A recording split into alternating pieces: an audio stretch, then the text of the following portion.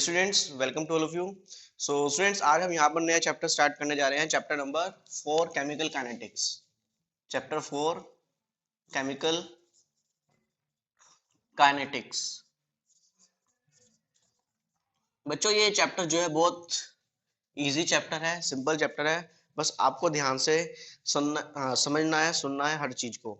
Clear है? जो बातें कहूँ उसको दिमाग में फीड रखनी है। लेकिन बच्चों, अभी तक हमने 2 चैप्टर कर लिए हैं। मैंने अपनी तरफ से काम कंप्लीट कर दिया है। मेरी तरफ से सारा काम कंप्लीट हो गया दोनों चैप्टर का।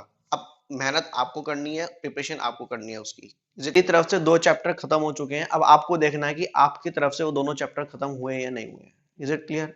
तो चलिए, बिना समय को बर्बाद करे, without wasting any time, let us start. तो देखिए बच्चों, पहले वही जैसे हमने इलेक्ट्रोकेमिस्ट्री में स्टार्ट करा था उसी तरीके से यहाँ पे भी स्टार्ट करेंगे। पहले चैप्टर के नाम से थोड़ा सा समझने की कोशिश करते हैं कि इस चैप्टर के अंदर है क्या। तो देखिए बच्चों, केमिकल काइनेटिक्स। केमिकल का मतलब मैंने आपको वहां पे ही बताया था, केमिकल रिएक्शन। जैसे वहां पे इलेक्ट्रोकेमिस्ट्री था तो केमिस्ट्री का मतलब केमिकल रिएक्शन है, क्योंकि केमिस्ट्री है तो केमिकल रिएक्शन। तो केमिकल काइनेटिक्स का मतलब केमिकल रिएक्शन की बात चल रही है यहाँ पर, केमिकल रिएक्शन। और kinetic means rate. Kinetics means rate. Rate कह लो या फिर स्पीड कह लो।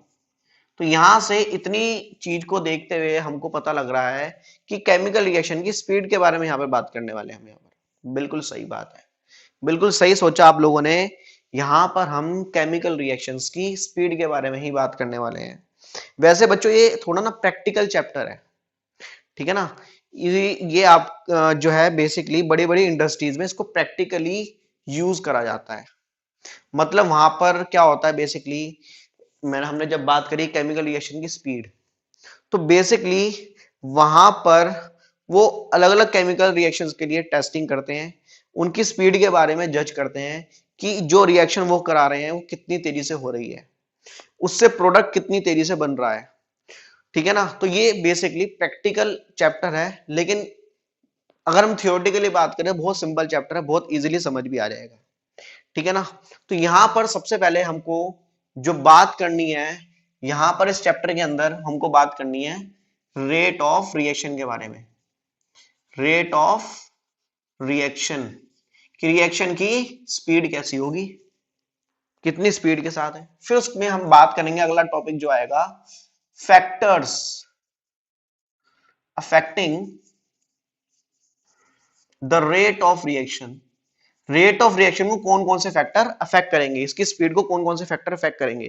ठीक है ना। मैंने अभी आपको बताया कि जैसे कि इंडस्ट्रीज में इसका यूज होता है, तो वो अलग अलग रिएक्शन की स्पीड देखते हैं क्योंकि उनको प्रोडक्ट चाहिए। अब वहां पर कितनी तेजी से वो प्रोडक्ट बनाना चाहते हैं, वो बेसिकली किस रिएक्शन, जो हम रिएक्शन करा रहे हैं, मैंने यहां पे बात करी ना फैक्टर अफेक्टिंग द रिएक्शन, तो कौन से फैक्टर को चेंज करके उनकी रिएक्शन हो जाएगी फास्ट, क्योंकि उनको प्रोडक्ट्स कितनी तेजी से चाहिए वो देखना है ना।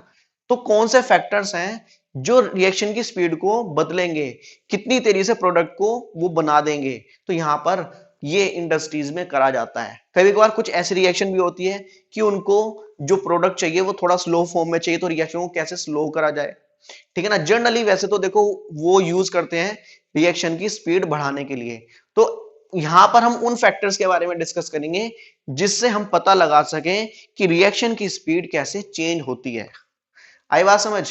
कितनी तेजी से हम प्रोडक्ट को बना सकते हैं, वो रिएक्शन कितनी तेजी से बना रही है, अगर हम उसके अंदर इस फैक्टर को चेंज कर दें तो उस रिएक्शन में जो प्रोडक्ट है वो कितनी तेजी से बन जाएगा। और तो बेसिकली स्पीड, केमिकल रिएक्शन की स्पीड के बारे में यहां पर हमको डिस्कस करना है। क्लियर है? चलिए फिर आगे यहां पर फैक्टर्स के अंदर यहां पर हम बात कर लेते हैं कंसंट्रेशन की, रिएक्टेंट और प्रोडक्ट की कंसंट्रेशन की बात करेंगे, टेम्परेचर की बात करेंगे, टेम्परेचर कैसे अफेक्ट करता है, और कैटलिस्ट की भी बात कर लेंगे, कैटलिस्ट कैसे अफेक्ट करता है रेट ऑफ रिएक्शन को। ठीक है जी। फिर उसके बाद हम बात करते हैं बच्चों यहां पर ऑर्डर, सॉरी, रेट लो, रेट लो की बात करेंगे यहां पर हम। ठीक है ना। फिर इसके बाद आता है यहां पर बेसिकली रेट लो के बाद आता है order, order of reaction, order of reaction and molecularity. आई बात समझ? ये बहुत इंपॉर्टेंट टॉपिक है, ये समझ लो कि इसमें से क्वेश्चन आना ही आना है। आई बात समझ? ऑर्डर में भी हम बात करते हैं first order, sorry zero order और फर्स्ट ऑर्डर, इनके हम एक्सप्रेशन कैलकुलेट करेंगे। और जनरली यहां पर फर्स्ट ऑर्डर से रिलेटेड क्वेश्चंस ज्यादा आते हैं। आई बात समझ? यहां पर फर्स्ट ऑर्डर से रिलेटेड क्वेश्चंस ज्यादा आते हैं। तो ये बेसिकली आपको इस चैप्टर के अंदर पढ़ना है। और जो इसके अंदर लास्ट टॉपिक है ऑर्डर ऑफ रिएक्शन, ये बहुत ज्यादा इंपॉर्टेंट है बच्चों, बहुत ज्यादा। ठीक है ना? चलिए तो हम स्टार्ट करते हैं यहाँ पर बच्चों। बेसिकली तो सबसे पहले हमने यहाँ पर समझना है रेट के बारे में। रेट का मतलब क्या होता है? देखो बच्चों, पहले तो थोड़ा सा समझने की कोशिश करेंगे। करंट क्या होता है? Rate of flow of charge. भाई अगर आप करंट की डेफिनेशन लिखो, आई क्या होता है? Q upon t. कितनी तेजी से चार्ज फ्लो कर रहा है, rate of flowing of charge. समय के साथ कितनी तेजी से फ्लो कर रहा है, ज्यादा तेजी से फ्लो करेगा मतलब कि कम समय में ज्यादा चार्ज पास करेगा तो करंट ज्यादा होगा, तो रेट आ गया, है ना? अगर हम बात करें एक्सेलरेशन, तो वहां पर एक्सेलरेशन क्या होता है? Change in velocity with time, v2 minus v1 upon time.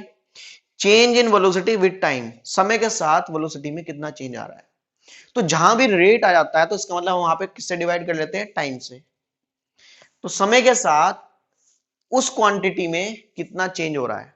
ये जो क्वांटिटी है, यहां पर कौन सी क्वांटिटी है? ये वेलोसिटी है। यहां पर कौन सी क्वांटिटी है? चार्ज है।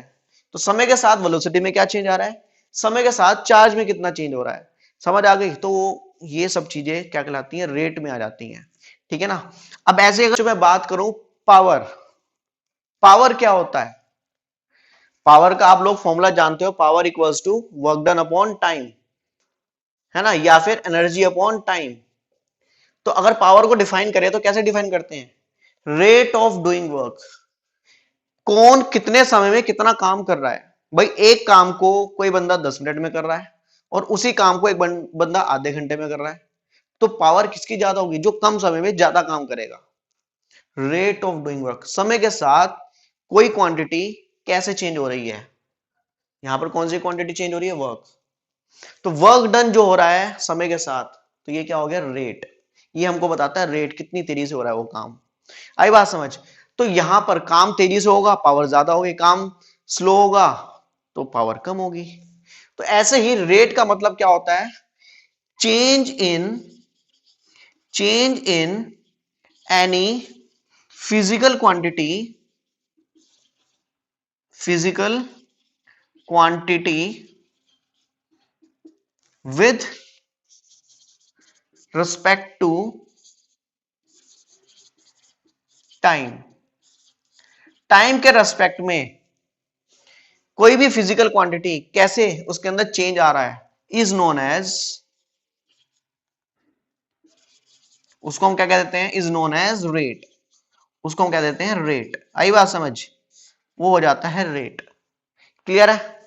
तो चलिए, तो रेट हमारा यहां पर हमने बात कर ली। तो अब बात करते हैं rate of reaction. Rate of reaction, बल्कि इसको ऐसे कहेंगे रेट ऑफ केमिकल रिएक्शन क्या होती है। बहुत ध्यान से समझेंगे बच्चों। देखो, अब जब हम केमिकल रिएक्शन की बात कर रहे हैं तो केमिकल रिएक्शन में क्या चेंज होगा? या तो कंसंट्रेशन चेंज होगी। भाई केमिकल रिएक्शन में किस चीज का चेंज होगा? कंसंट्रेशन। भाई पहले कुछ कंसंट्रेशन थी, बाद में कुछ कंसंट्रेशन हो गई। ठीक है ना? तो कंसंट्रेशन चेंज होगी। और किसकी कंसंट्रेशन होगी चेंज? रिएक्टेंट की या फिर प्रोडक्ट की। ठीक है ना? रिएक्टेंट की चेंज होगी या फिर प्रोडक्ट की चेंज होगी। ये कब बात करेंगे? जब हम बेसिकली एक्वस स्टेट की बात कर रहे हो, है ना? और अगर मैं बात करूं गैसेस स्टेट में, अगर मैं बात करूं गैसीय स्टेट में, गैस के स्टेट में क्या होगा? वहां पर क्या चेंज होगा? बेसिकली यहां तो कंसंट्रेशन चेंज हो रही है। अगर हमारे रिएक्टेंट और प्रोडक्ट गैस की फेज में, तो वहां पर चेंज होगा प्रेशर में। भाई ऑब्वियस सी बात है, हमने रिएक्टेंट लिए, वहां पे रिएक्टेंट अपना कुछ ना कुछ प्रेशर क्रिएट कर रहे होंगे कंटेनर में। अब जब वो रिएक्ट करने लग जाएंगे तो रिएक्टेंट कम हो जाएंगे, तो उन रिएक्टेंट का प्रेशर भी कम होगा। प्रोडक्ट बढ़ेंगे तो उनका प्रेशर बढ़ेगा। तो बेसिकली वहां पर अगर गैस की बात करें तो वहां पर प्रेशर में चेंज आएगा। किसके? प्रेशर ऑफ रिएक्टेंट और प्रोडक्ट, इनमें चेंज आएगा। सिंपल सा लॉजिक है ना। तो अगर हम बात करते हैं rate of reaction chemical reaction की, तो या तो वहां पे कंसंट्रेशन चेंज होगी या फिर वहां पर प्रेशर चेंज होगा। किसका? रिएक्टेंट का या फिर प्रोडक्ट का। तो अगर हम डिफाइन करें इसको, कैसे डिफाइन करेंगे? The rate of chemical reaction defined as the change in the concentration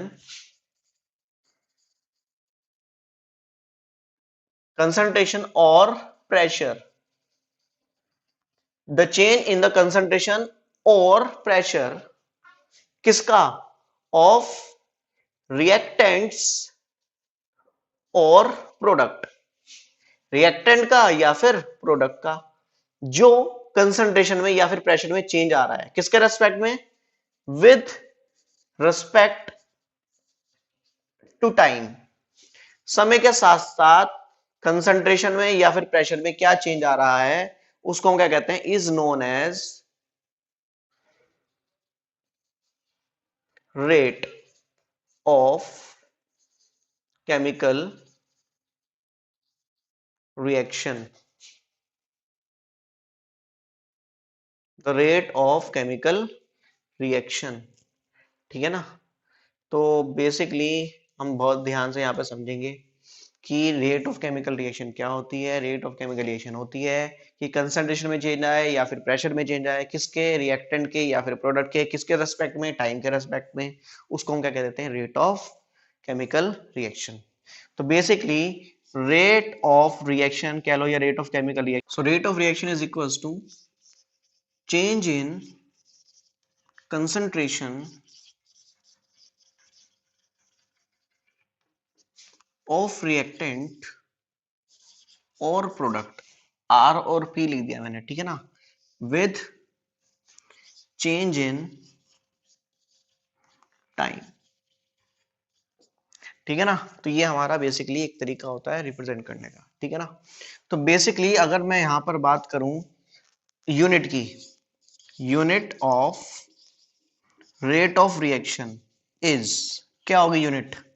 देखो ऊपर बात चल रही है कंसंट्रेशन की, ठीक है ना, चेंज इन कंसंट्रेशन। देखो यहाँ पर कंसंट्रेशन जगह प्रेशर भी ले सकते हैं, ठीक है ना। तो यहाँ पर मैं एक काम करता हूँ, चेंज इन कंसंट्रेशन या फिर प्रेशर, ठीक है ना, ऑफ रिएक्टेंट और प्रोडक्ट। तो देखो रेट ऑफ रिएक्शन ऊपर क्या है? कंसंट्रेशन है। अगर ऊपर कंसंट्रेशन ले रहे हैं तो यहाँ पर क्या होगी? मोल पर लीटर। और नीचे टाइम लेंगे तो नीचे क्या आएगा? सेकंड। तो यूनिट क्या बनेगी? मोल पर लीटर पर सेकंड। क्लियर है। वहीं अगर हम बात करते हैं, अगर मैं यहां पर प्रेशर लेता हूं तो प्रेशर लूंगा एटमॉस्फेयर में। सपोज प्रेशर मेरे को किस में दे रखा है? एटमॉस्फेयर में। और टाइम में है सेकंड में, तो क्या बनेगा? एटमॉस्फेयर पर सेकंड। बार लूंगा तो बार पर सेकंड। तो मतलब कि अगर कंसंट्रेशन लेंगे तो यूनिट ये बनेगी, और अगर प्रेशर लेंगे तो यूनिट ये बनेगी। किसकी? रेट ऑफ रिएक्शन की। Is it clear? चलिए आप इसको देखिए, फिर आगे हम और नेक्स्ट टॉपिक की तरफ चलेंगे। सो ये स्टूडेंट्स, अब हम यहाँ पर बेसिकली नेक्स्ट टॉपिक की तरफ चलेंगे, और टॉपिक है basically types of reaction on the basis of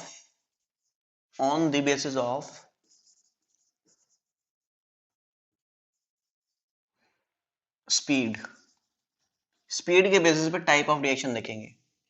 मतलब कि देखो बच्चों, हमने अभी बात करी कि यहाँ पर हमको केमिकल रिएक्शन के रेट के बारे में बात करना है, स्पीड के बारे में बात करना है। और इंडस्ट्रीज में जनरली, क्योंकि हम बात करते हैं केमिकल काइनेटिक्स का बहुत ज्यादा यूज होता है इंडस्ट्रीज में, वहां पर केमिकल रिएक्शंस कराई जाती हैं। तो वहां पर जब केमिकल रिएक्शन कराते हैं तो बेसिकली वो रेट का बहुत ज्यादा ध्यान देते हैं। मैंने आपको बताया था कि भाई उनको कोई रिएक्शन में प्रोडक्ट चाहिए, और बहुत तेजी के साथ उसको वो चीज प्रोड्यूस करनी है, तो फैक्टर्स के ऊपर ध्यान देते थे कि किस फैक्टर से वो वाली रिएक्शन फास्ट हो सकती है। लेकिन क्या वो सारे के सारे रिएक्शंस जो हैं बेसिकली हर एक का रेट ऑफ रिएक्शन कैलकुलेट करते हैं? नहीं, हर रिएक्शन का रेट ऑफ रिएक्शन उनको कैलकुलेट करने की जरूरत नहीं होती, क्योंकि हम सब रिएक्शंस की रेट ऑफ रिएक्शन नहीं कैलकुलेट करते। तो पहले आपको पता होना चाहिए कि किस टाइप की रिएक्शंस होती हैं स्पीड के बेसिस पे, फिर हम यहाँ पे बात करेंगे आगे। तो देखिए सबसे पहले आपकी यहाँ पर जो रिएक्शन होती है वो होती है basically very fast reaction. Very fast reaction, बहुत ज्यादा तेजी से होने वाली रिएक्शन, जो basically completes in fractions of second. Fractions of second मतलब कि कुछ सेकंडों में ही, या कह लो कि एक सेकंड से कम में ही वो रिएक्शन हो जाती है। एग्जाम्पल्स, इसका एग्जाम्पल अगर हम लें, जितनी भी आयनिक रिएक्शन होती हैं, आयोनिक रिएक्शन, वो रिएक्शंस बहुत तेजी से होती हैं। एग्जाम्पल जैसे कि मैंने क्या करा, NaCl लिया और NaCl को मैंने AgNO3 के अंदर ऐड कर दिया।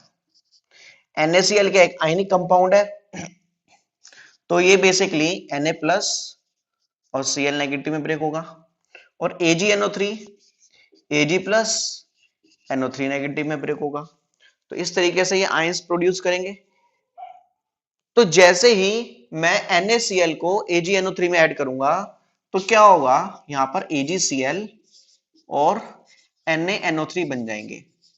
मतलब मेरे पास एक टेस्ट ट्यूब में NaCl है, एक टेस्ट ट्यूब में AgNO3 है, दोनों को मैंने कर दिया मिक्स।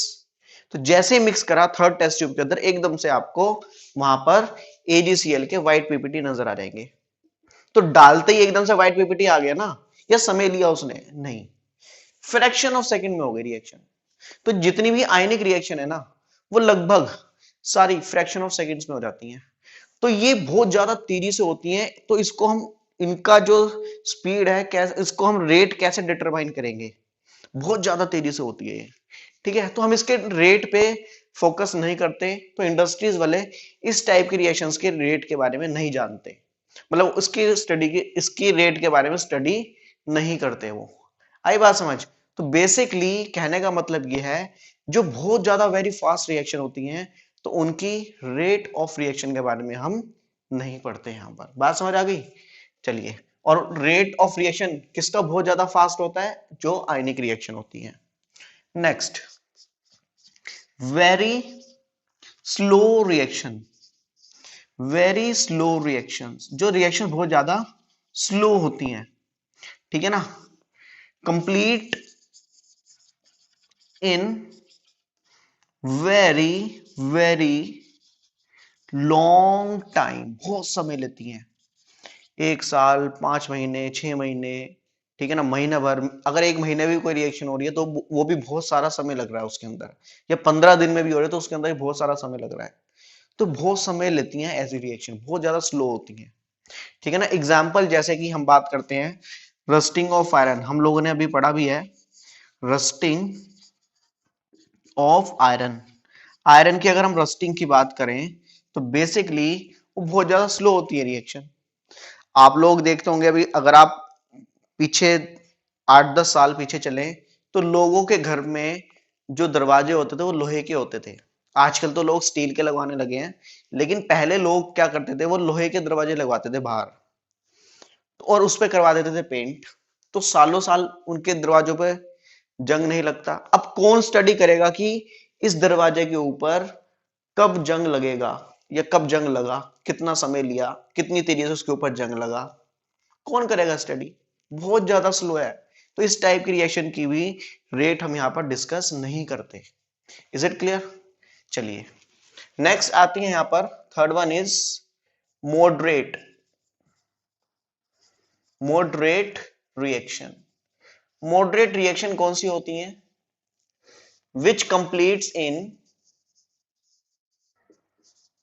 फाइनाइट टाइम, मतलब 2 घंटे, 3 घंटे, 4 घंटे, 5 घंटों में ये रिएक्शन हो जाती है। मतलब बहुत ज्यादा समय नहीं होता, एक ही दिन के अंदर अंदर ही रिएक्शन हो जाती है। तो इस टाइप की रिएक्शन को, ये मॉडरेट स्पीड वाली रिएक्शन, जो मॉडरेट रिएक्शन होती है मॉडरेट स्पीड वाली, उनको यहाँ पर हम डिस्कस करते हैं। ये फाइनाइट टाइम लेती हैं।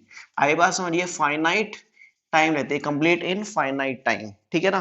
तो एग्जांपल जैसे कि हम बात करते हैं curdling of milk, curdling of milk, milk से दही बनाना या मिल्क को फाड़ना, दोनों का मतलब ही कर्डलिंग होता है। दूध से पनीर बनाते हैं ना, तो कर्डलिंग ऑफ मिल्क ही होता है। बेसिकली आपने क्या करा, दूध को गर्म करा, गर्म करते हैं, उसके अंदर नींबू डालते हैं, दूध को फाड़ते हैं। तो क्या एकदम से नींबू डालते दूध फट जाता है? नहीं फटता। कम से कम 15-20 मिनट तो लेगा ही ना, 15-20 मिनट लेता है फटने में। आई बात समझ। तो 15-20 मिनट फटने में ले रहा है, तो ये मॉडरेट टाइम है, ठीक है ना। या फिर आप क्या करते हो, मार्केट से दूध लेके आते हो, या आपके फादर मार्केट से दूध लेके आए, तो आपकी मदर कहती है कि भाई इसको फटाफट से उबाल लो, नहीं तो खराब हो जाएगा, दूध फट जाएगा।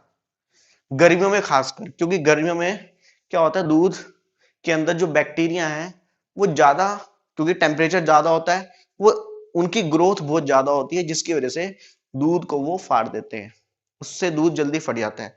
2-3 घंटे के अंदर ही दूध फट जाएगा अगर हमने उसको एज इट इज बाहर रख दिया। सर्दियों में ज्यादा समय लगता है, मतलब अगर थोड़ी देर भी, अगर हम 4-5 घंटे दूध को ना उबालें तो भी नहीं फटता सर्दियों में, क्योंकि टेम्परेचर कम होता है, ठीक है ना।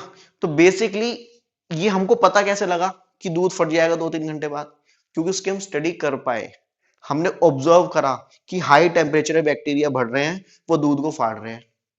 लो टेम्परेचर कर देते हैं तो दूध देर मतलब नहीं फटता, मतलब वहां पे बैक्टीरिया की ग्रोथ स्लो हो जाती है, तो वो दूध को जल्दी से नहीं फाड़ते। या फिर अगर हम दूध को बॉईल कर दें तो बैक्टीरिया किल हो जाते हैं, बैक्टीरिया किल हो जाते हैं, तो उसमें हमारा दूध नहीं फटता। तो ये बेसिकली हमने क्या क्या इसका स्टडी कर पाए, तभी तो हमने ये बातें बताई। तो यहां पर मॉडरेट रिएक्शन को हम पढ़ते हैं, समझ आ गई। और दूसरी, और किस टाइप की रिएक्शन, मोलिकुलर रिएक्शंस जो होती हैं, मोलिकुलर रिएक्शंस के बारे में, जितनी भी मोलिकुलर रिएक्शंस होती है वो मॉडरेट रिएक्शन में आती हैं। मतलब रिएक्टेंट के बॉन्ड टूटेंगे, प्रोडक्ट के नए बॉन्ड बनेंगे, तो बेसिकली ये मोलिकुलर टाइप की रिएक्शन होती है, वहां पे बॉन्ड टूटते हैं, कोवेलेंट बॉन्ड टूटते हैं। ये थी आयनिक रिएक्शन, यहाँ पे बॉन्ड नहीं टूटते, ये तो अट्रैक्शन होती है। मोलिकुलर रिएक्शंस, उनके अंदर कोवेलेंट बॉन्ड होता है, जैसे कि आपने बात करी N2 को रिएक्ट कराया 3 मॉलिक्यूल ऑफ H2 के साथ, और ये देगा हमको NH3। आई बात समझ, 2 molecules of NH3।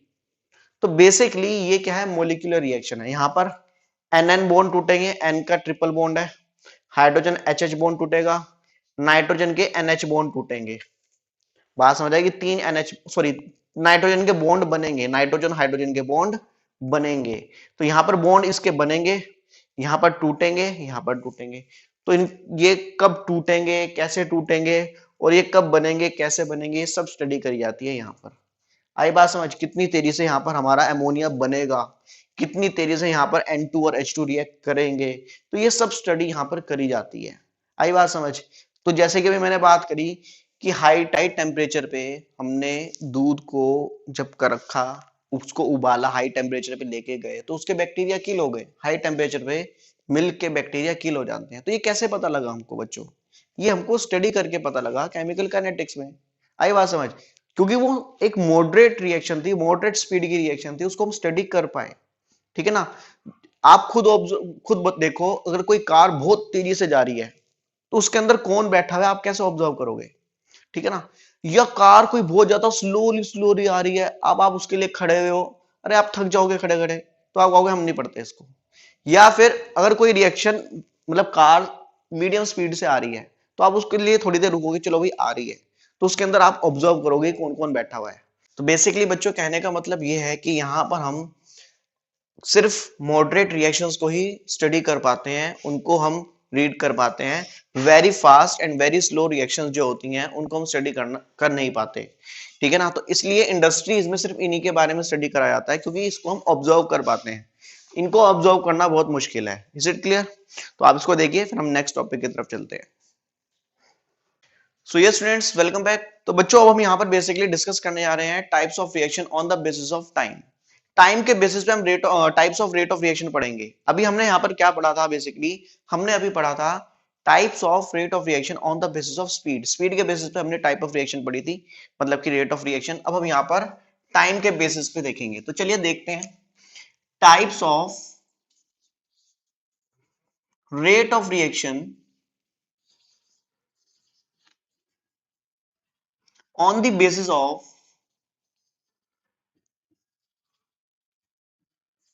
Time. Time के बेसिस पे हमको type of rate of reaction देखनी है। इसको हम ऐसे भी कह सकते हैं यहां पर रिप्रेजेंटेशन।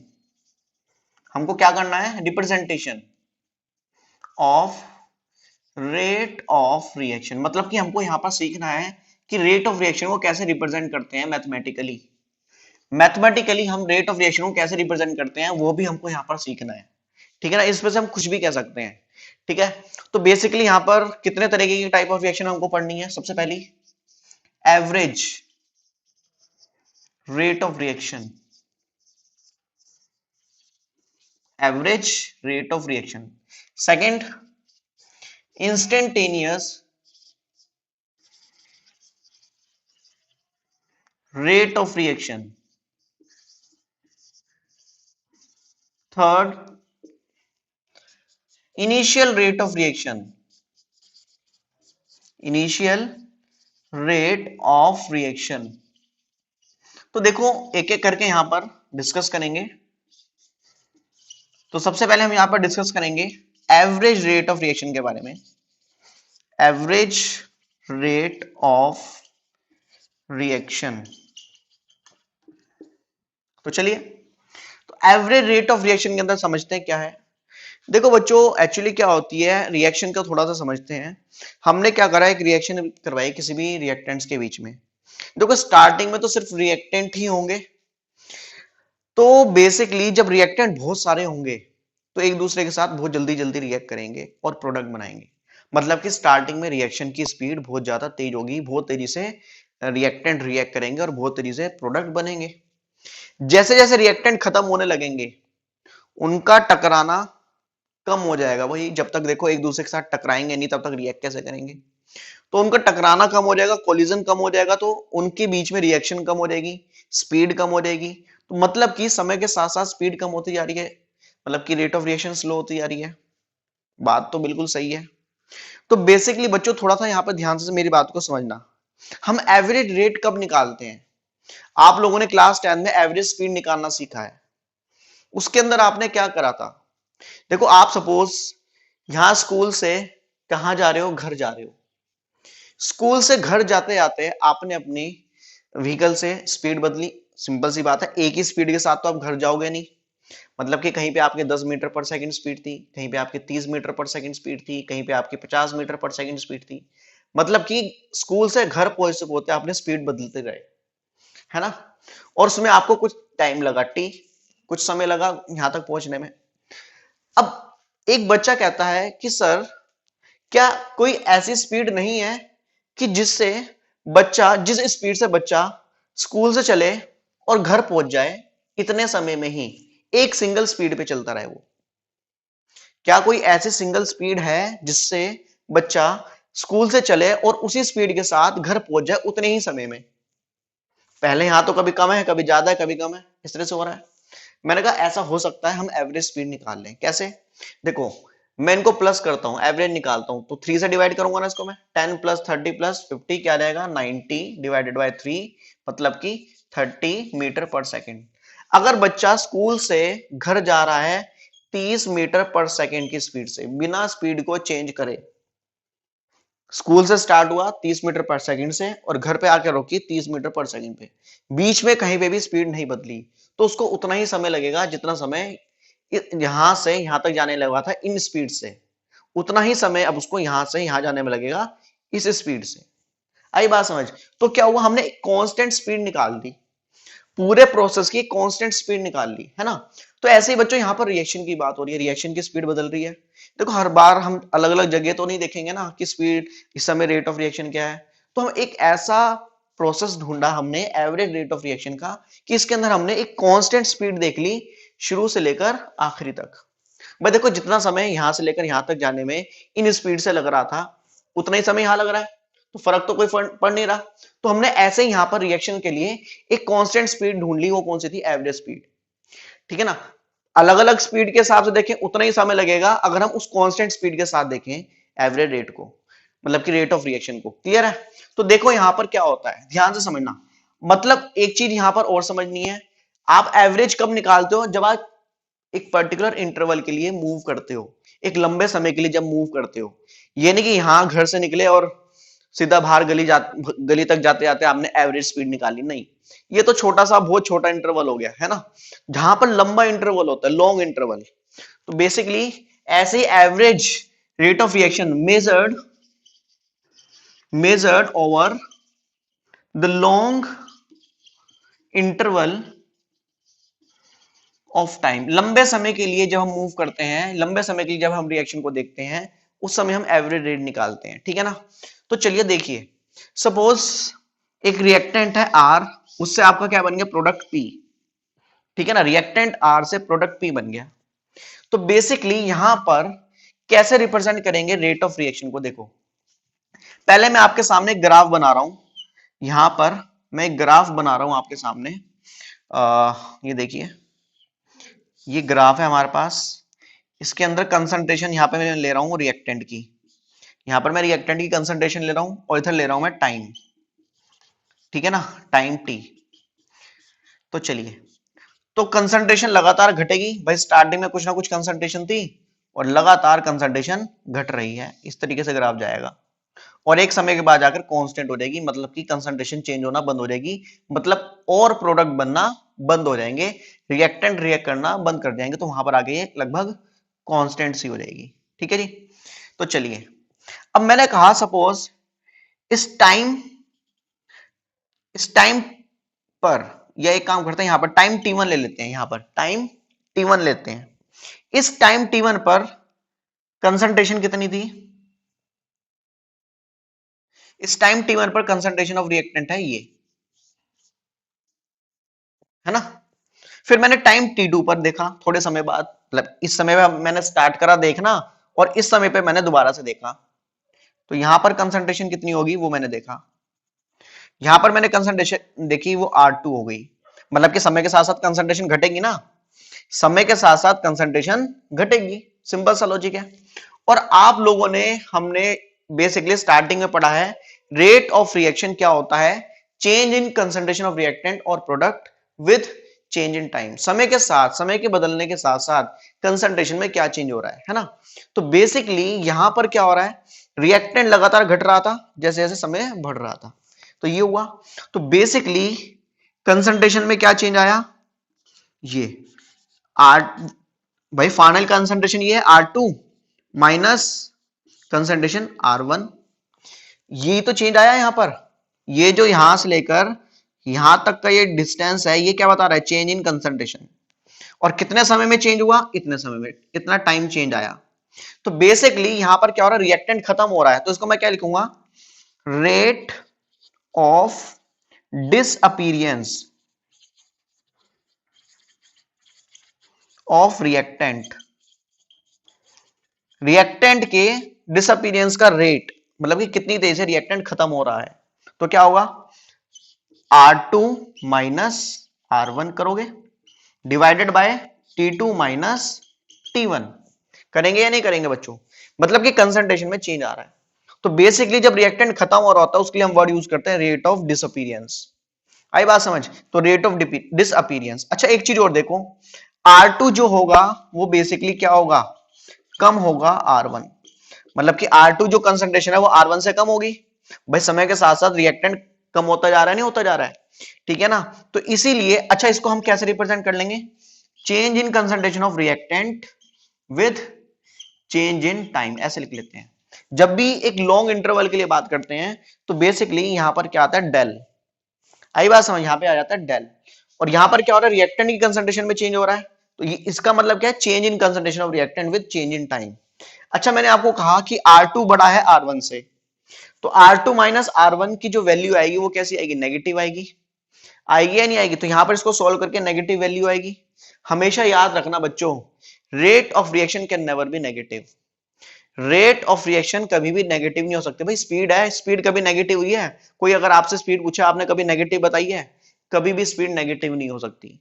तो बेसिकली यहां पर रेट ऑफ रिएक्शन कैसी आएगी सोल्व करके? नेगेटिव। तो हम चाहते हैं कि ये पॉजिटिव हो जाए, तो हम अपने पास से यहां पर एक साइन लगा देते हैं नेगेटिव का। तो negative sign shows that rate, ये नेगेटिव साइन क्या कर रहा है? ये बता रहा है कि रेट ऑफ रिएक्शन जो आएगी इसकी वैल्यू नेगेटिव आएगी, तो उसको पॉजिटिव करने के लिए हमने अपने पास से नेगेटिव साइन लगाया हुआ है। आई बात समझ? Rate of reaction can never be negative. बस यहां पर एक तरह से हम ये भी कह सकते हैं, negative sign shows that the concentration of the reactant decreases. Negative sign shows that the concentration of the reactant decreases. बात समझ आ गई? तो ये हमने नेगेटिव साइन क्यों लगाया? बेसिकली क्योंकि इसकी कंसंट्रेशन डिक्रीज हो रही थी, तो सॉल्व करके इसका आंसर नेगेटिव आता, तो उसको पॉजिटिव करने के लिए हमने यहां पर अपने पास से नेगेटिव साइन लगाया। आई बात समझ? तो ये बेसिकली क्या हुआ, एक पर्टिकुलर इंटरवल के लिए, तो यहां से लेकर यहां तक जो आया वो क्या आएगा? Del R. और यहां से लेकर यहां तक जो आएगा वैल्यू, ये क्या आएगा? Del T. आई बात समझ? ये है डेल टी। क्लियर है? तो इसका change in concentration with change in time क्या आएगा? Rate of disappearance of reactant. Is it clear? चलिए अब आगे बात करते हैं प्रोडक्ट की। अगर हम बात करें प्रोडक्ट की, तो प्रोडक्ट के लिए भी ग्राफ बना लेते हैं। देखो बच्चों, हम इधर लेंगे concentration of product with time, ठीक है ना, टाइम टी। अब मेरे को एक बार बताओ, जैसे यहां पर क्या होगा? रिएक्टेंट खत्म हो रहा है, क्योंकि रिएक्ट कर रहा है वो कम होता जा रहा है उसकी अमाउंट। प्रोडक्ट क्या हो रहा होगा? स्टार्टिंग में तो जीरो था, प्रोडक्ट तो था ही नहीं। समय के साथ साथ इसकी कंसंट्रेशन बढ़ेगी, तो उसका ग्राफ इस तरह से जाएगा और एक स्टेज पे जाकर इसकी कांस्टेंट हो जाएगी वैल्यू। आई बात समझ? तो इस तरीके से होना है। अब बेसिकली मैंने क्या करा, टाइम t1 पे देखा इसकी कंसंट्रेशन, तो प्रोडक्ट की कंसंट्रेशन टाइम t1 पे कितनी थी? ये थी। तो ये हम मान लेते हैं P1, concentration eight T1 equals to P1। थोड़े समय बाद फिर मैंने ऑब्जर्व करा एक पर्टिकुलर इंटरवल ऑफ टाइम में T2 पे, मैंने कंसंट्रेशन देखी प्रोडक्ट की कितनी हो गई? बेसिकली इसको मैं कहूंगा P2। आई बात समझ?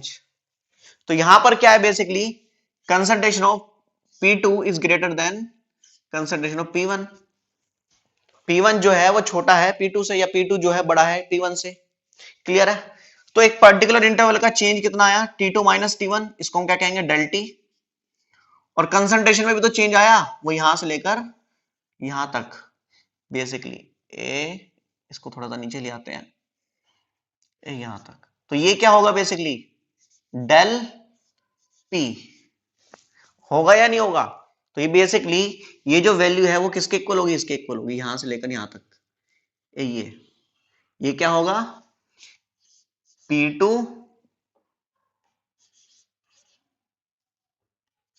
माइनस P1, ठीक है ना?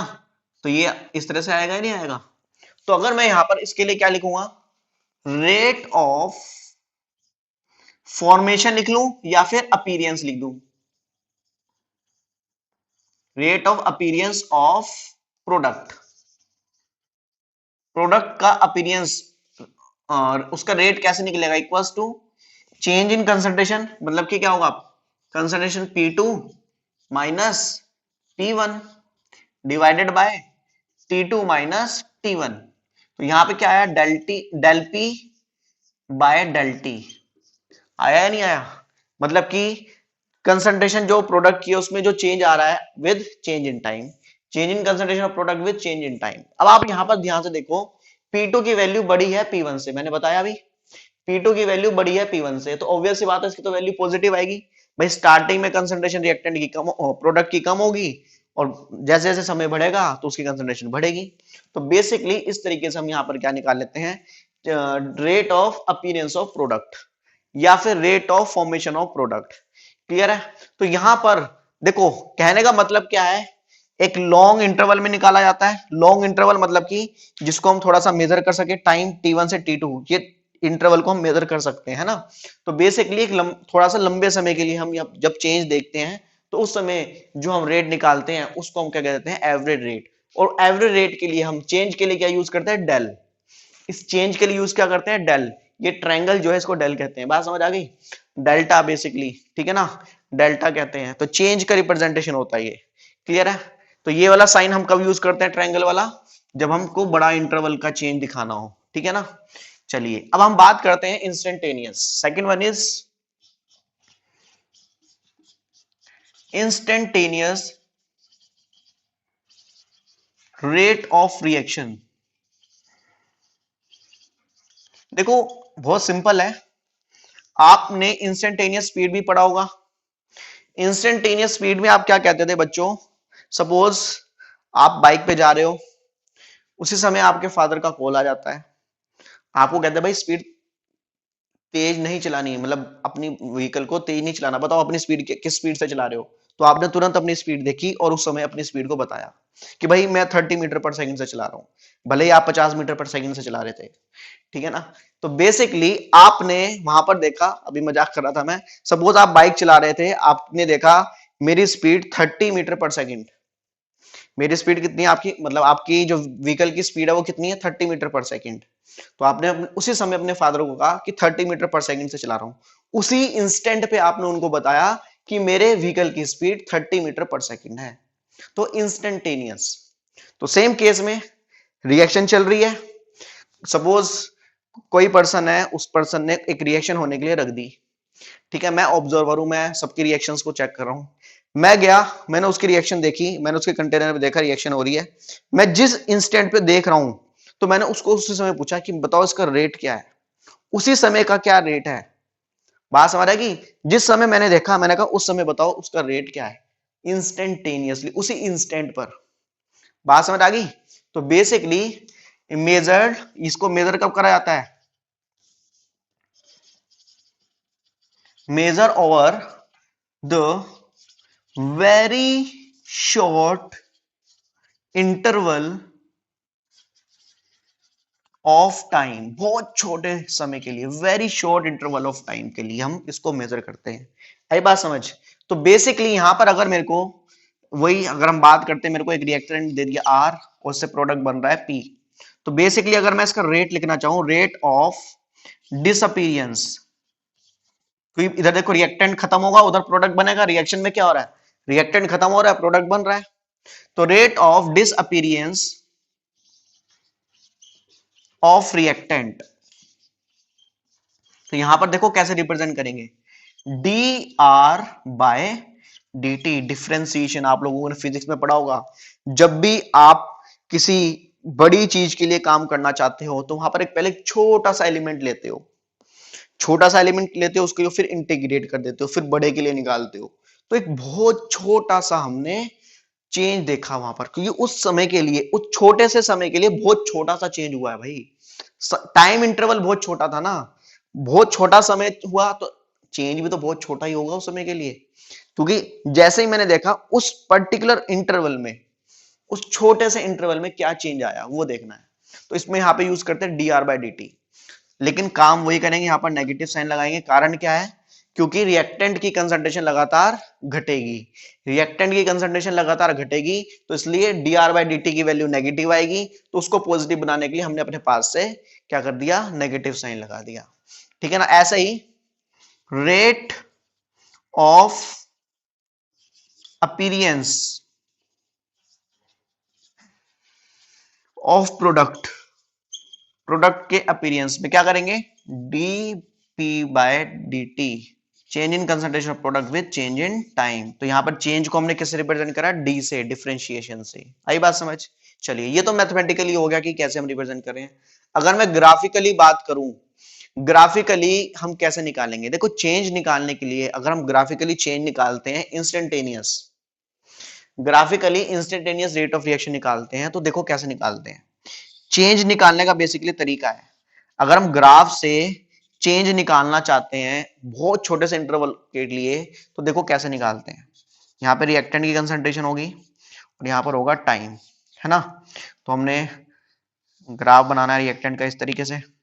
तो बेसिकली सपोज मैंने इस इंस्टेंट पे, इस टाइम टी पर मैंने देखा कि बताओ, मैंने रिएक्शन जब यहां पे थी इस पॉइंट पर मैंने देखी, मैंने कहा इस पॉइंट पे बताओ रेट क्या होगा।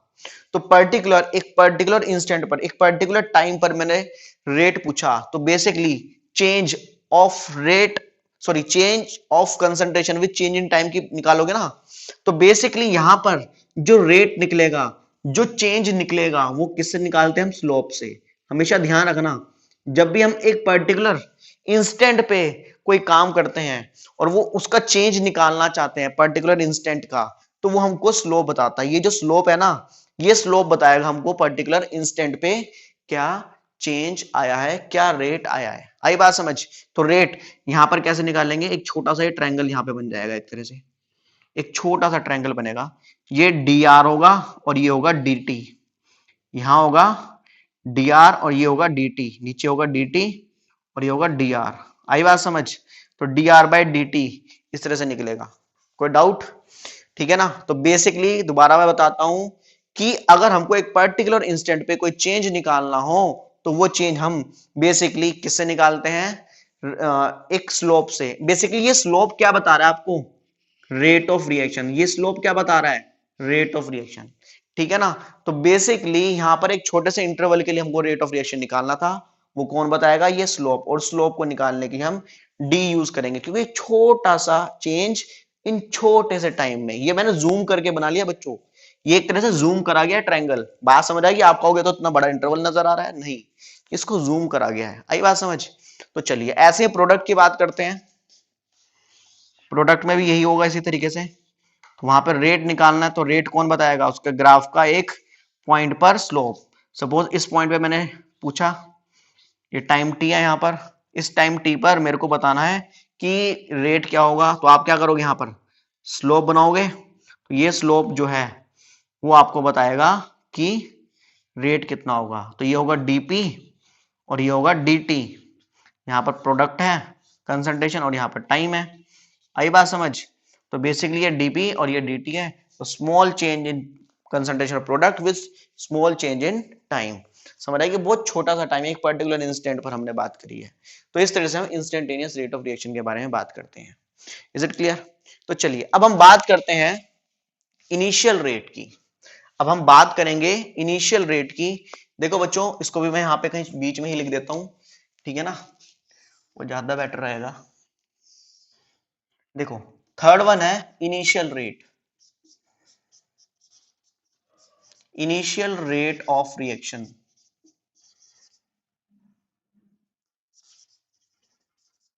ठीक है जी, इनिशियल रेट ऑफ रिएक्शन। तो देखते हैं यहां पर क्या कहते हैं इनिशियल रेट में। देखो, इनिशियल रेट जो है ना, ये एक तरह से इंस्टेंटेनियस रेट ही है। इनिशियल रेट एक इस तरह से इंस्टेंटेनियस रेट ही है। कैसे इंस्टेंटेनियस रेट है उसको यहां पर समझने की थोड़ी सी कोशिश करते हैं। चलिए देखो, एक्चुअली क्या है initially, initial rate, initial change है ना, इनिशियल स्पीड, या ये कह सकते हैं हम। देखो सपोज आप क्या कर रहे हो, आप अपने घर से निकले एक्टिवा लेके, अपना व्हीकल लेके, मतलब जैसे आप घर से बाहर आए, मतलब कि स्टार्ट करिए आपने, तो आप अपने रेस दे रहे हो, अभी चले तो नहीं हो ना, अभी आप रुके हुए हो। जैसे ही एकदम से चले, तो उस समय भी तो आपने क्या करा? अपनी स्पीड में चेंज लेके आए। जैसे ही आपने एक्सीलेटर घुमाया, तो एकदम से आपकी स्पीड में क्या आया? चेंज आया। तो उस समय इनिशियली, उसी समय पर स्टार्टिंग में क्या चेंज आया? टाइम जीरो पर, टाइम क्या है? Time t equals to zero, time zero पर जो भी चेंज आ रहा है, उस चेंज को हम क्या कहेंगे? Initial rate of reaction. यही बात समझ? मतलब देखो, उस समय पर जब आपने अपने व्हीकल को स्टार्ट करा, वो स्टार्ट करके बस चलने ही लगे थे, तो उस समय आपकी स्पीड में चेंज आ रहा था ना, तो वहां पर कितना चेंज आ रहा है। और क्योंकि ये उस पर्टिकुलर इंस्टेंट की बात कर रहे हैं हम, क्योंकि उस पर्टिकुलर इंस्टेंट की बात कर रहे हैं, तो एक तरह से इंस्टेंटेनियस ही हुआ ना ये।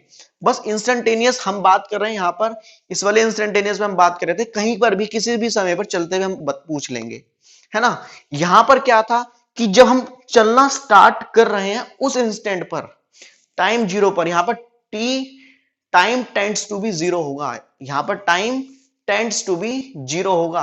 आई बात समझ?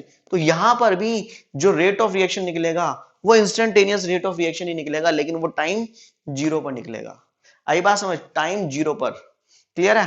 तो एक तरह से अगर मैं यहां पर रिप्रेजेंट करना चाहूं तो मैं क्या करूंगा, सपोज रिएक्टेंट का रेट रिप्रेजेंट करना चाहता हूं तो क्या करूंगा, या तो नेगेटिव आएगा और साथ में यहां लिखूंगा t टेंड्स टू 0।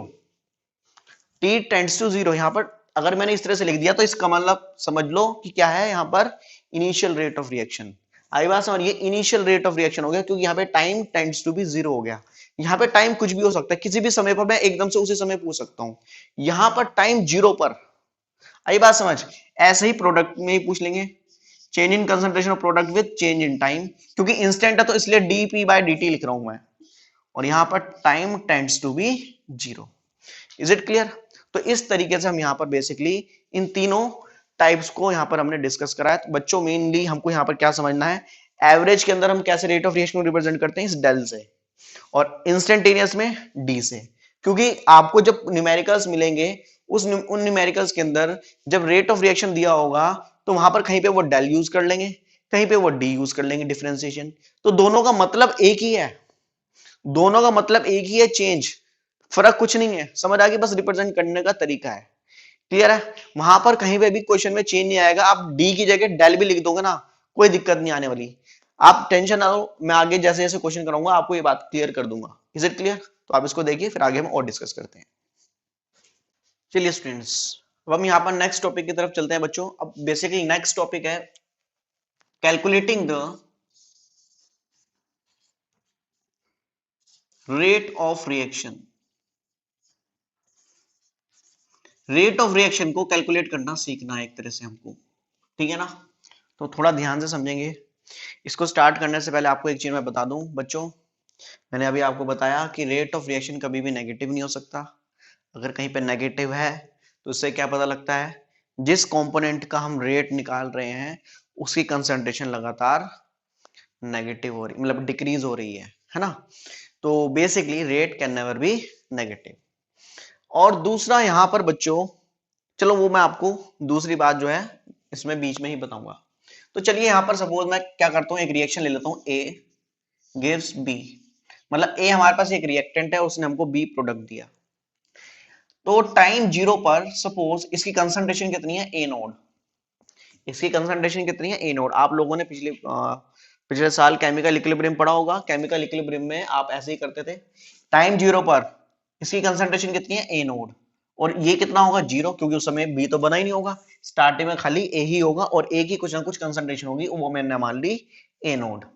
थोड़े समय बाद टाइम टी पर, क्योंकि ए रिएक्ट करके बी बन चुके होंगे तो इसमें से इसकी कुछ ना कुछ कंसंट्रेशन कम हो गई होगी। अच्छा एक चीज और है बच्चों, यहां पर इसका कोएफिशिएंट कितना है, 1। इसका स्टोइचोमेट्रिक कोएफिशिएंट कितना है, 1। ये स्टोइचोमेट्रिक कोएफिशिएंट बहुत बड़ा रोल प्ले करेंगे यहां पर। देखो अब ये ए कुछ ना कुछ रिएक्ट करके बी बन चुके होंगे, तो यहां पर ए की कुछ ना कुछ कंसंट्रेशन कम होगी होगी और यहां पर बी की कंसंट्रेशन बढ़ गई होगी। तो सपोज स्टार्टिंग में थी ए नोड और ए नोड में से कितनी कम हो गई, एक्स, माइनस कर दिया एक्स। यहां पर मैंने एक्स क्यों माइनस करा, क्योंकि यहां पर कोएफिशिएंट कितना है, 1। अगर यहां पे होता 2 तो मैं यहां पे माइनस करता 2x, अगर यहां पे होता 3 तो यहां पे मैं माइनस करता 3x। तो जो कोएफिशिएंट है उसके बेसिस पे यहां पर माइनस करना है। ये लास्ट ईयर आपने केमिकल इक्विलिब्रियम में सीखा है ना? तो बेसिकली ए नोट माइनस एक्स हमने यहां पे देखा, तो ये कितना बना होगा, x। भाई जब ये x सॉरी एक रिएक्ट कर रहा तो ये भी एक बन रहा है, अगर ये दो रिएक्ट करेंगे तो ये भी दो बनेंगे। यहां पर ये कितने रिएक्ट कर रहे हैं, x, तो ये कितने बनेंगे, x। यहाँ पे कोफिशिएंट कितना है बच्चों, 1 कोफिशिएंट है। अगर यहाँ 2 होता तो 2x लिखता, 3 होता तो 3x लिखता। बात समझ आ गई नहीं आ गई? तो ये अभी आपको और क्लियर हो जाएगी जब मैं दूसरे एग्जांपल लूंगा, अभी आप यहाँ पर इसको समझे। मतलब टाइम 0 पर ए की कंसंट्रेशन थी ए नोड, बी की कंसंट्रेशन थी 0। थोड़े समय बाद हमने देखा ए कुछ रिएक्ट कर चुके हैं और बी कुछ बन चुके हैं, तो ए कितने रिएक्ट करें, x, क्योंकि इसका कोफिशिएंट 1 था तो 1x हो गया, और बी कितने बने हैं, x, क्योंकि इसका कोफिशिएंट भी कितना था, 1 था। तो बेसिकली अब आप यहां पर क्या करेंगे, यहां पर आप निकालेंगे रेट ऑफ डिसअपीयरेंस ऑफ ए का क्या करना है, डिसअपीयरेंस करना है। तो आप क्या लिखोगे, change in concentration of A with change in time, ऐसे लिखोगे। या आप ऐसे कह सकते हो कि भाई इनिशियली यहां पर एक काम करते हैं, t इक्वल्स टू 0 है, यहाँ पर t इक्वल्स टू t, तो इसकी ये कंसंट्रेशन होगी A1 और ये होगी A2, ठीक है ना, इस तरीके से लिख लेते हैं।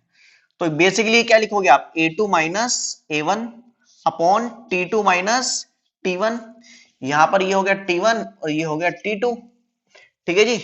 तो बेसिकली अच्छा अब यहां पर देखो, अब आगे A2, A2 कितना है आपका, ए नोड माइनस एक्स, और A1 कितना है, minus A node, divided by T2 कितना है, T2 है T, और T1 कितना है बच्चों, 0।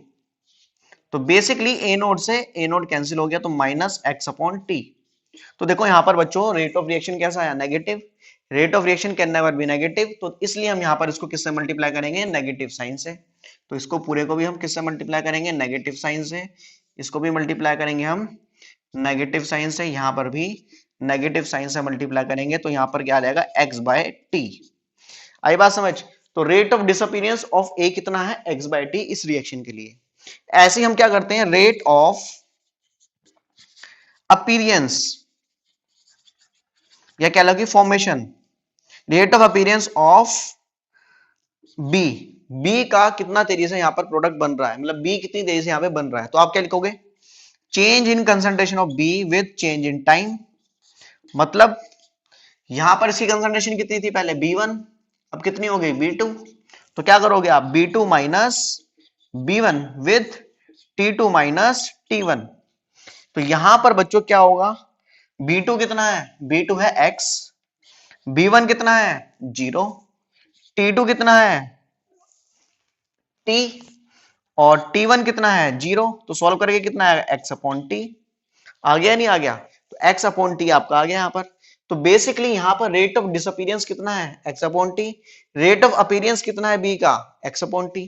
तो बच्चों हमेशा ध्यान रखना, rate of reaction, rate of reaction पूरी रिएक्शन का जो रेट है वो किसके इक्वल होगा, रेट ऑफ डिसअपीयरेंस, मतलब कि rate of disappearance disappearance of A equals to rate of appearance of B, मतलब कि प्रोडक्ट। यहां पर A कौन है, रिएक्टेंट, और यहां पर B कौन है, प्रोडक्ट।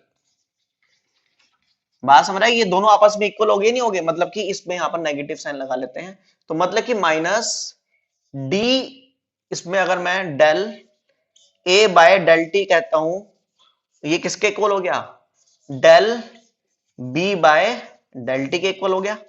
तो मतलब यहां पर क्या हुआ, रेट ऑफ रिएक्शन जो होती है बेसिकली बच्चों इक्वल होती है रेट ऑफ डिसअपीयरेंस और रेट ऑफ अपीयरेंस के। बात समझ रहे, rate of disappearance of reactant और rate of appearance of product. आई बात समझिए, हमेशा याद रखना, ये आपकी वो दूसरी बात थी जो मैं आपको बताना चाह रहा था। मतलब कि कोई भी रिएक्शन है, रेट ऑफ रिएक्शन, भाई रेट ऑफ रिएक्शन किससे निकालेंगे, भाई कितनी तेजी से हमारा रिएक्टेंट खत्म हो रहा है। रेट ऑफ रिएक्शन किससे निकालेंगे, कितनी तेजी से हमारा प्रोडक्ट बन रहा है। भाई प्रोडक्ट कितनी तेजी से बन रहा है, रिएक्टेंट कितनी तेजी से खत्म हो रहा है, वही तो हमको रेट ऑफ रिएक्शन बताएंगे, वही तो स्पीड बताएंगे। तो बेसिकली रेट ऑफ रिएक्शन हमेशा चेंज, मतलब कि rate of disappearance of reactant और rate of appearance of product से आप निकालते हैं। आई बात समझ। तो ये तो बच्चों था बेसिकली जब हमने कोएफिशिएंट लिया था एक, ठीक है ना, वन कोएफिशिएंट था। अब दूसरी कंडीशन लेके चलते हैं बच्चों, थोड़ा ध्यान से यहां पर समझना। मैंने यहां पर क्या लिया, 2a gives 3b, 2a gives 3b। बात समझ आ गई। Time t1 equals to 0, 0 time पर इसकी कंसंट्रेशन मैंने ले ली ए नोड, उस समय ये कितने थे 0, ठीक है ना। थोड़े समय बाद t2 time, t2 equals to t, थोड़े समय बाद मैंने देखा ए के कुछ रिएक्टेंट रिएक्ट कर गए, बी के कुछ प्रोडक्ट बन गए, ठीक है ना। तो ये कितना रिएक्ट कर गया, माइनस करेंगे यहां पर 2x, क्योंकि कोएफिशिएंट कितना है 2 है। यहां पर बच्चों हम x ले सकते हैं, लेकिन वो थोड़ा मुश्किल हो जाता है, कॉम्प्लेक्स हो जाती है रिएक्शन, इसलिए यहां पर जो कोएफिशिएंट होता है उससे मल्टीप्लाई कर लो उसको, x को। यहां पर ये कितना बनेगा 3x। अगर मैं रिएक्शन में देखूं अगर दो रिएक्टेंट रिएक्ट करते हैं तो तीन प्रोडक्ट बनते हैं, अगर ये चार रिएक्ट करेंगे तो ये कितने बनेंगे, 6। बात समझ आ गई या नहीं आ गई? तो अगर ये दो रिएक्ट कर रहे हैं तो ये कितने बन रहे हैं, 3। दो रिएक्ट करेंगे तो 3 बनेंगे, ठीक है ना। तो चलिए आगे चलते हैं। तो rate of disappearance, rate of disappearance of A equals to क्या होगा, minus change in concentration of A with change in time. A की कंसंट्रेशन में जो चेंज आएगा विद चेंज इन टाइम, और ए की कंसंट्रेशन में क्या चेंज आएगा, A2 माइनस A1, ऐसे तो करेंगे, विद T2 माइनस T1। तो ए यहां पर थोड़ा सा इसको मैं दोबारा से एडजस्ट कर लेता हूं, T1 equals to 0, T2 equals to T, ये A1 हो गया, ये A2 हो गया, ठीक है जी। तो A2 कितना है बच्चों, A0 माइनस 2x, है ना, डिवाइडेड बाय T2 कितना है T, और T1 कितना है 0। तो बेसिकली अच्छा A1 यहां पे रह गया, A1 कितना है यहां पर, A0, है ना, A1 कितना है A0, तो A0 से A0 कैंसिल, तो बेसिकली यहां पर आ गया माइनस का 2x अपॉन टी। तो ये तो नेगेटिव आ रहा, तो यहां पे इसका मतलब मेरे को माइनस साइन से मल्टीप्लाई करना था, जैसे यहां पे मैंने मल्टीप्लाई करा, यहां पर इसको पूरे को भी माइनस से मल्टीप्लाई करेंगे, इसको भी माइनस से मल्टीप्लाई करेंगे, तो सॉल्व करके आएगा 2x अपॉन टी। बात समझ आ गई? तो चलिए अब आप बात करते हैं rate of appearance, appearance of B. तो क्या करेंगे, change in concentration of B with change in time.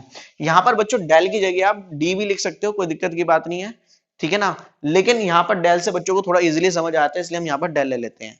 तो चलिए अब यहां पर आगे बात करते हैं। तो आप यहां पर क्या करेंगे, अब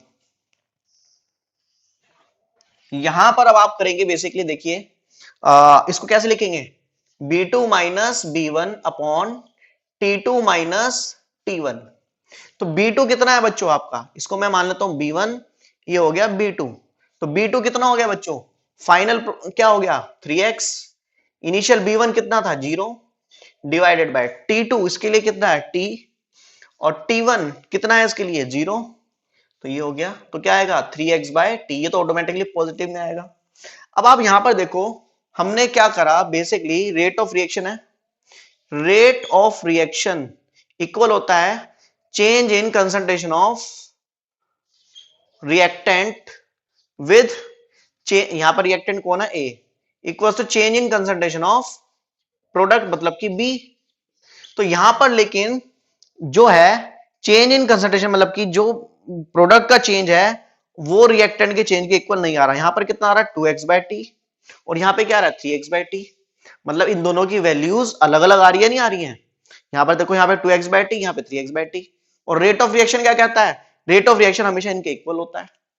रेट ऑफ रिएक्शन हमेशा किसके इक्वल होता है, रेट ऑफ डिसअपीयरेंस ऑफ और रेट ऑफ अपीयरेंस के इक्वल होता है।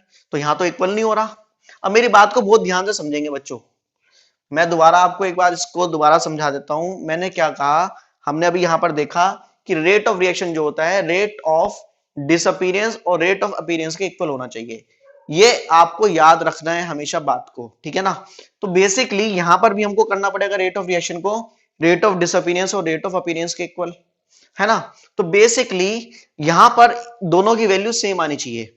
अब यहां पर मैं बेसिकली क्या करता हूं, मेरी बात को ध्यान से समझना, अगर मैं इसको बेसिकली इसको 2 से डिवाइड कर दूं तो क्या आएगा x अपॉन टी, इसको मैं 3 से डिवाइड कर दूं कितना आएगा x अपॉन टी। मतलब कहने का क्या है, minus change in concentration of A with change in time को मैं किससे डिवाइड कर दूं 2 से, और change in concentration of B with change in time को मैं किससे डिवाइड कर दूं 3 से। तो बेसिकली यहां पर इसकी वैल्यू कितनी आएगी -1, सॉरी इसकी माइनस के साथ कितनी वैल्यू थी, माइनस के साथ इसकी वैल्यू थी 2x, 1 upon 2 2x upon T, तो 2 से 2 cancel, x upon t equals to यहां पर क्या आएगा 1 upon 3 into 3x upon T, तो यहां से 3 से 3 कैंसिल हो जाएगा, क्या आ जाएगा x अपॉन टी। तो मतलब कि यहां पर आपका रेट ऑफ रिएक्शन कब इक्वल होगा, जब इनकी जो चेंज ऑफ डिसअपीयरेंस है, मतलब कि रेट ऑफ डिसअपीयरेंस और रेट ऑफ अपीयरेंस जो है उनके कोफिशिएंट से क्या करा जाएगा, उनको डिवाइड करा जाएगा। इसका कोफिशिएंट कितना था a का 2, तो इसको 2 से डिवाइड करा गया। इसका कोफिशिएंट कितना था बी का 3, तो उसको 3 से डिवाइड करा गया।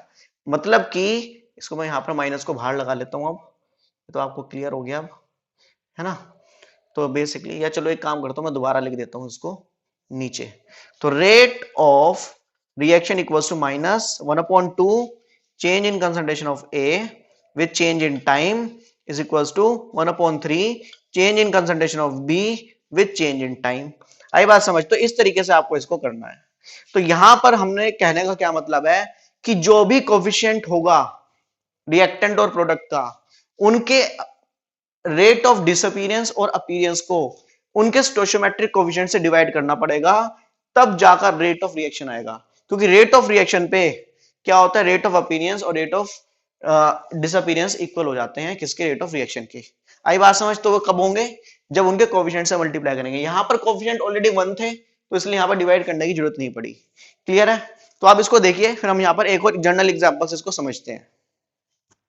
सो ये स्टूडेंट्स, अब हम यहाँ पर बेसिकली एक जर्नल एग्जांपल लेंगे, उससे यहाँ पर इसको समझने की कोशिश करेंगे, ठीक है ना, रेट ऑफ रिएक्शन को। तो देखिए, सपोज मेरे पास एक रिएक्शन है N2 जो कि रिएक्ट कर रही है 3H2 के साथ और दे रही है हमको 2NH3, ठीक है ना, अमोनिया गैस दे रही है। अब बेसिकली मेरे को क्या करना है, रेट ऑफ डिसअपीयरेंस, क्योंकि रिएक्टेंट N2 क्या है, एक रिएक्टेंट है, तो इसका रेट ऑफ डिसअपीयरेंस निकालना है। डिसअपीयरेंस, अगर आपको क्वेश्चन के अंदर कहा गया कि N2 का रेट ऑफ डिसअपीयरेंस निकालो, तो कैसे रिप्रेजेंट करोगे, rate of disappearance of N2 क्या लिखोगे, minus change in concentration of N2 with change in time. तो ये रेट ऑफ डिसअपीयरेंस निकल गया किसका, N2 का। चलिए आगे देखते हैं। अगर मेरे को H2 का कहा जाए, तो rate of disappearance of H2 is equals to क्या होगा, minus change in concentration of H2 with change in time. Simple सा लॉजिक है। मतलब कहने का क्या है, आपको रेट ऑफ डिसअपीयरेंस कहा गया सिर्फ निकालने के लिए, तो वो ये आ जाएगा, रेट ऑफ डिसअपीयरेंस। आई बात समझ? ध्यान से सुनते चले जाओ। अब आप सोच रहे होंगे यहाँ पर कोफिशिएंट क्यों नहीं आ रहा, उसको भी मैं क्लियर करूंगा। देखिए, rate of appearance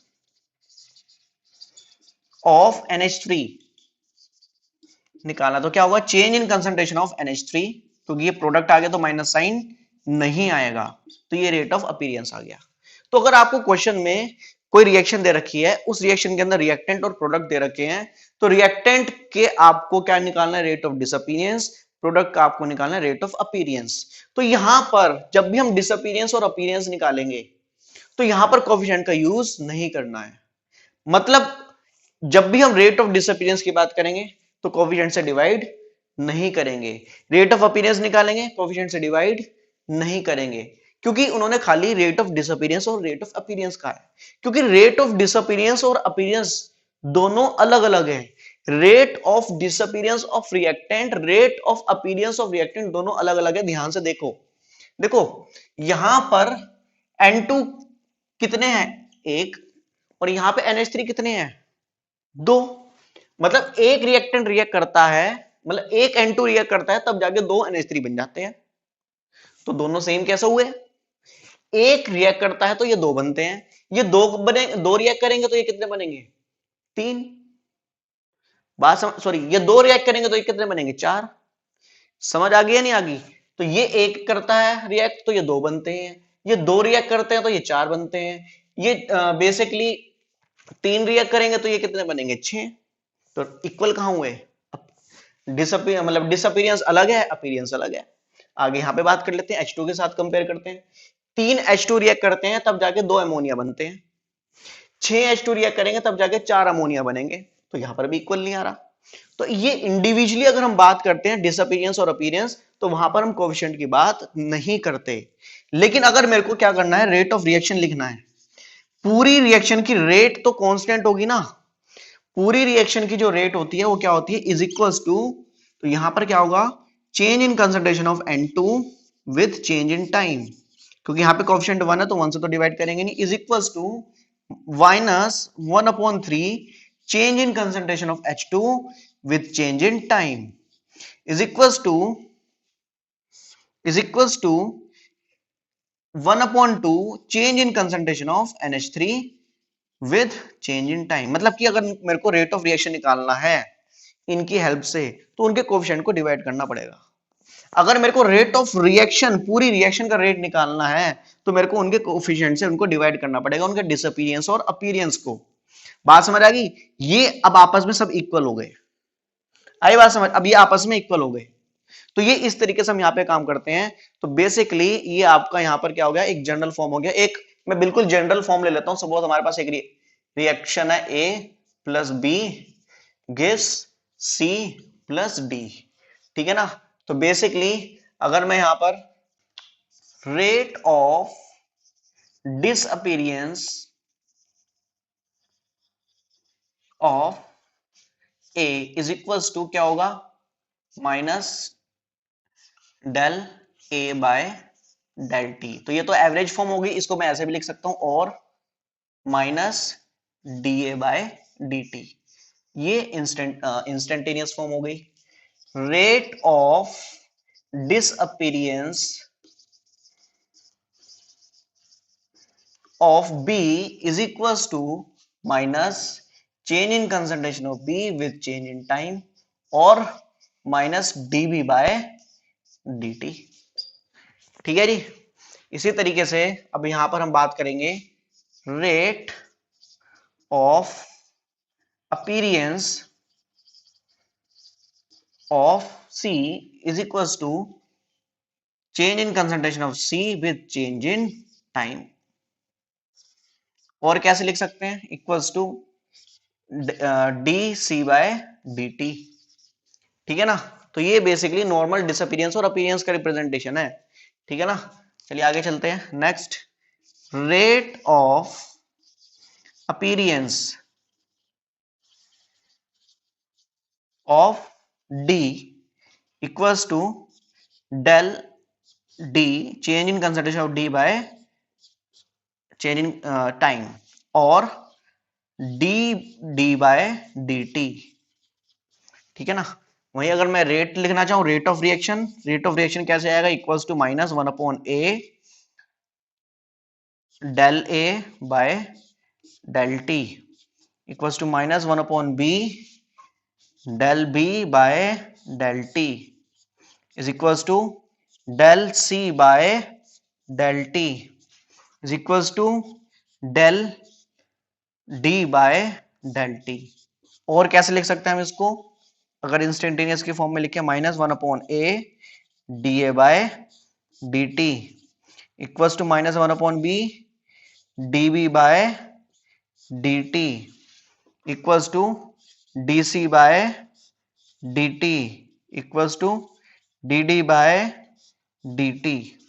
is it clear? तो बच्चों कहने का मतलब एक है, सिंपल सा, कि अगर आपको डिसअपीयरेंस अपीयरेंस निकालना है सिंपली, तो ये निकालना है। रेट ऑफ रिएक्शन निकालना है तो उस समय आपको, अगर मेरे को सपोज रेट ऑफ डिसअपीयरेंस दे रखा है, मतलब मेरे को इसकी वैल्यू दे रखी है, ये दे रखी है वैल्यू, लेकिन मेरे को निकालना है रेट ऑफ रिएक्शन, तो मैं क्या करूंगा, मैं उस समय क्या करूंगा, rate of reaction equals to minus 1/a del change in concentration of A by change in time. ये लिखूंगा नहीं लिखूंगा, मेरे को रेट निकालना है, और मेरे को क्या रखा, रेट ऑफ डिसअपीयरेंस ऑफ ए दे रखा है, रेट ऑफ रिएक्शन निकालना है, ये मेरे को निकालना है, ये मेरे को दिया हुआ है। ए की वैल्यू कहां से आएगी, रिएक्शन से।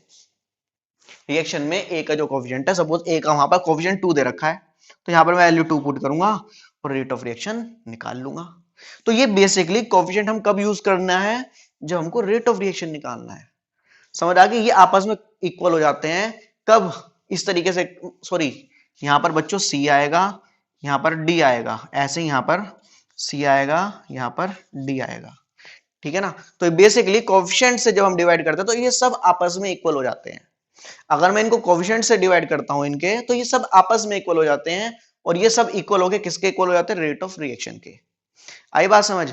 तब ये रेट ऑफ रिएक्शन के इक्वल होते हैं, जब इनके सबका रेट इक्वल होता है तो उस समय रेट ऑफ रिएक्शन के इक्वल हो जाते हैं।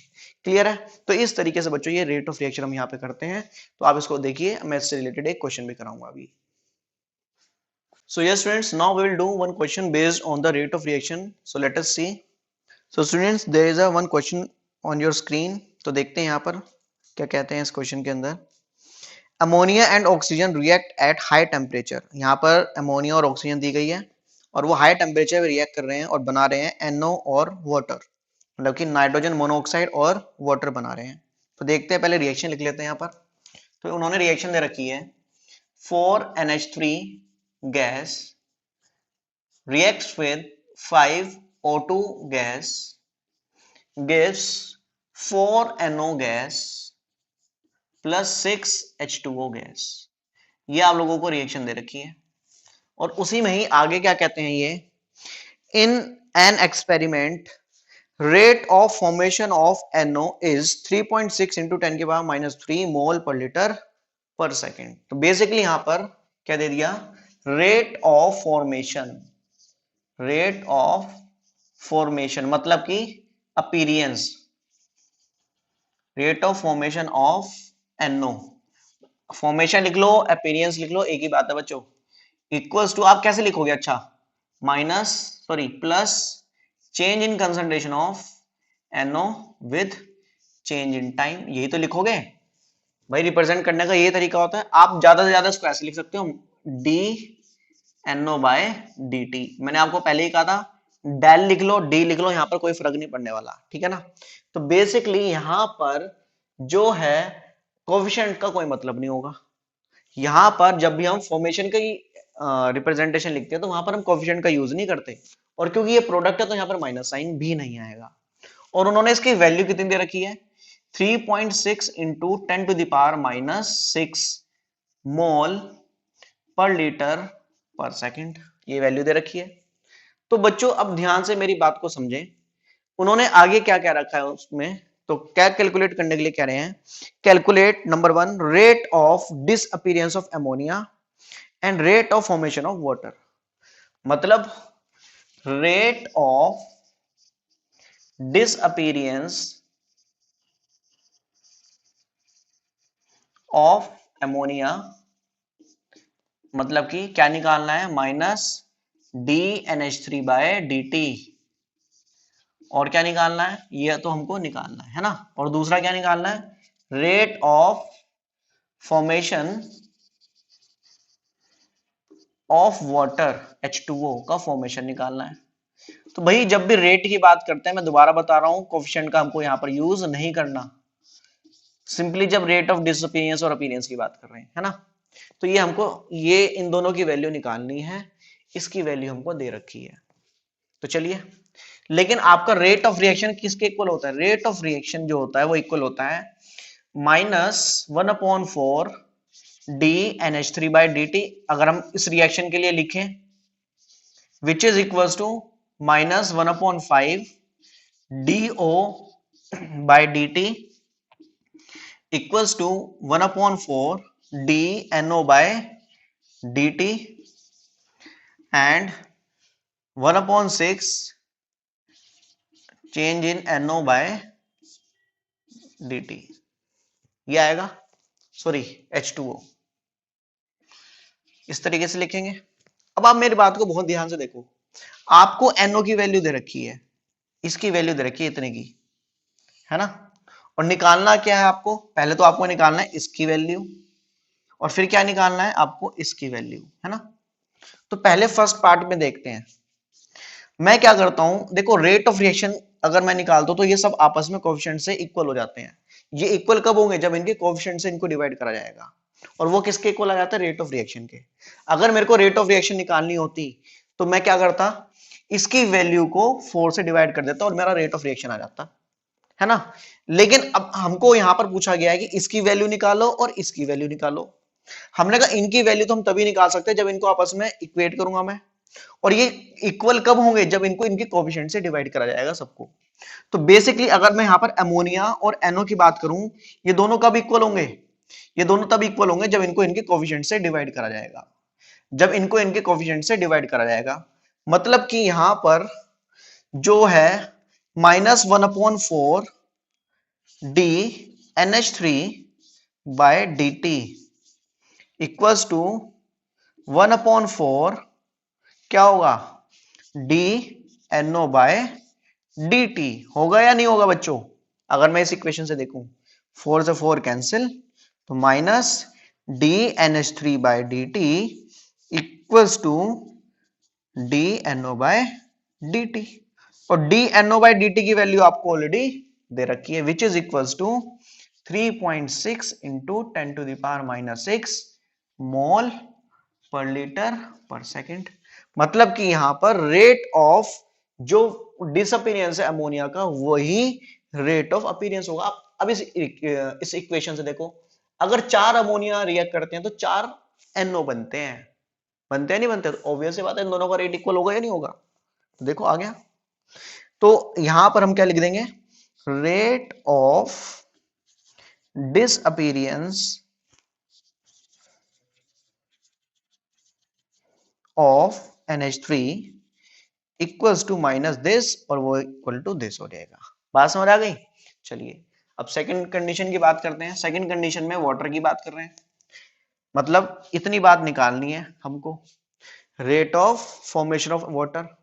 तो बेसिकली इन दोनों को इक्वल रख दो, मतलब 1/4 change in concentration of NO by dt equals to 1/6 change in concentration of H2O by dt। तो यहां पर बच्चों जो होगा हमको निकालना है, हमको क्या निकालना है, बेसिकली मैं 6 को उधर ले जाता हूं, 6/4 d NO by dt is equals to d H2O by dt। बात समझ आ गई? तो हमको तो इसकी वैल्यू निकालनी है ना, हमको तो ये निकालना है, और यहाँ पे वाटर तो बच्चों माइनस नहीं आएगा, ठीक है ना? तो हमको ये निकालना है, तो rate of formation of H2O निकालना है, ये इसकी वैल्यू निकालनी है।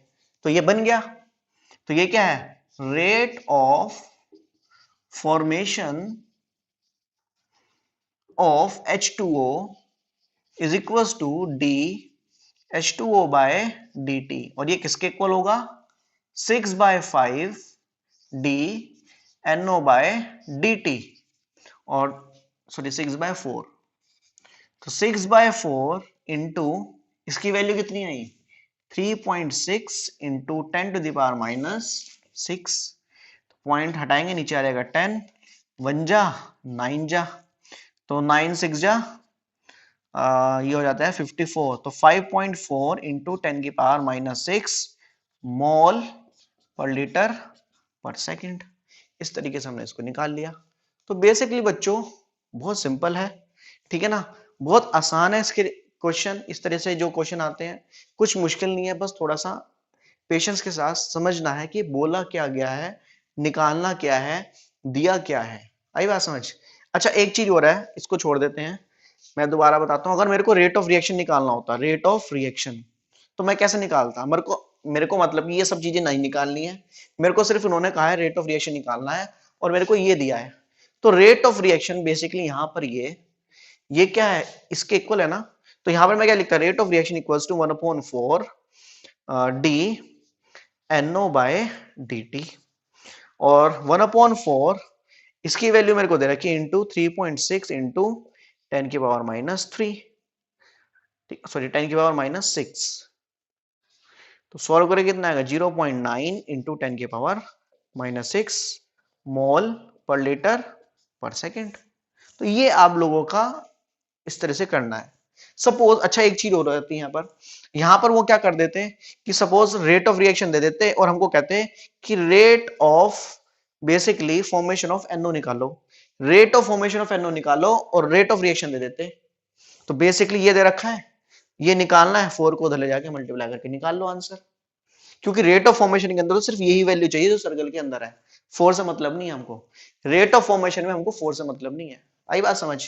तो आई होप आप लोगों को क्लियर हो गया होगा कि rate of formation, rate of disappearance, ये सब चीजें अगर निकालनी है तो किस कोएफिशिएंट का यूज नहीं होता।